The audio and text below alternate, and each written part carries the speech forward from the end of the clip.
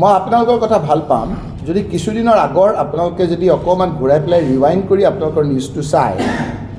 তেতিয়া আপোনালোকে দেখিব যে নগাঁও লোকসভা সমষ্টিৰ কংগ্ৰেছৰ সাংসদ প্ৰদ্যুৎ বৰদলৈ ডাঙৰীয়া আমাৰ ইয়াৰ সত্ৰত 25 লাখ টকা দিছে সেই সময়ত কিন্তু আমাৰ ইয়াত কোনো এই প্ৰশ্ন উত্থাপন কৰা নাছিল আজি কিছুদিনৰ আগত লোকসভাৰ এলেকাৰ বাহিৰত বেলেগত দিব পৰা নাছিল আজিকালি বিজেপি চৰকাৰে নিয়ম কৰিছে যে লোকসভাৰ সদস্যসকলে 25 লাখলৈকে বেলেগ সমষ্টিত দিয়াৰ কাৰণে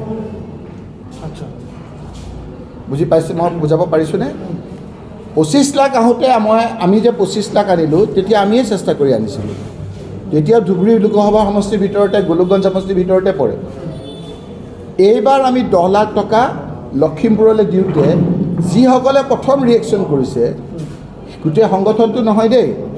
তাৰ দুটামান ল'ৰা কেইদিনমানৰ আগত এই ইয়াতে আহি পেলাই মোক অলপ তেওঁলোকে প্ৰীতিভোজ খাব অলপ চান্দা খুজিছিল ময়ো চান্দা দিবলৈ অমান্তি কৰা নাছিলোঁ কিন্তু যেতিয়া আলফাৰ নিচিনা দাবী কৰা আৰম্ভ কৰিলে তেতিয়া আমি দিবলৈ খোজাটো তেওঁলোকে নল'লে সেইসকলে এতিয়া প্ৰেছ কনফাৰেঞ্চ কৰি কৈছে যে তাত কেলৈ পইচা দিব 10 লাখ টকা দিলোঁ তাতকৈ 10 গুণ বেছি মই ইয়ালৈ আনিম সেইটো ইমান তেনেকুৱা কথা হয়নে নহয় ৰাইজে বিচাৰ কৰিব কিন্তু 10 লাখ টকা দিয়া হ'ল এটা ল'ৰাক 8, 9, 10 মই এইবিলাক কথা 8, 9, 10ত পঢ়াৰ কাৰণে বুজাই প্ৰতিজন মানুহে 2.5 লাখ টকাকৈ খৰচ কৰে ধুবুৰীৰ পইচাটো তালৈ ওলাই যায়গৈ এটা কমেও আপোনাৰ শ ল'ৰা ইয়াৰ পৰা পঢ়ে ধুবুৰীৰ 2.5 লাখ 8, 9, 10ৰ দেই এইটো আপোনাৰ হেৰিৰ কাৰণে নহয় হায়াৰ ছেকেণ্ডেৰী পাছ কৰি পেলাই কম্পিটিটিভ এক্সামিনেশ্যনৰ বিলাকৰ আপোনাৰ পঢ়াৰ কাৰণে নহয় তেওঁলোকৰ পঢ়াৰ কাৰণে আকৌ বেলেগ 8, 9, 7, 8 পঢ়াৰ কাৰণে 2.5 লাখ যিসকলে প্ৰশ্ন কৰিছে মই আৰু ব্যাখ্যা কৰিম 2.5 লাখ টকাকৈ যদি এটা ল'ৰাই যায় 100 ল'ৰাই কিমান হ'ব অংক কৰি উলিয়াই ল'বচোন কিমান কোটি টকা ওলাই লৈ যায়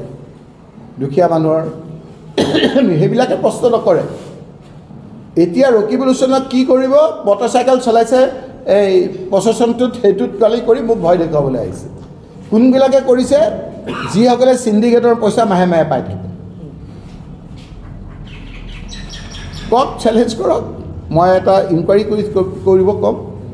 ৰাইজে ক'ব যে চিণ্ডিকেটৰ পইচা তেওঁলোকে পাইছেনে নাই গতিকে এইটো যিটো কথা কৈছে দুদিন চলিলে তাৰপিছত নচলে আজিৰ তাৰিখত কি কৰিছোঁ কি নাই এতিয়া হিমন্ত বিশ্ব শৰ্মা ডাঙৰীয়া বহুত চকু চৰহা মানুহটো গোটেইখিনি ব্যাখ্যা 6টা মাহ আপোনালোকে ৰখক তাৰপিছত আমাৰ ব্যাখ্যা হ'ব চৰকাৰ আমাৰ নাই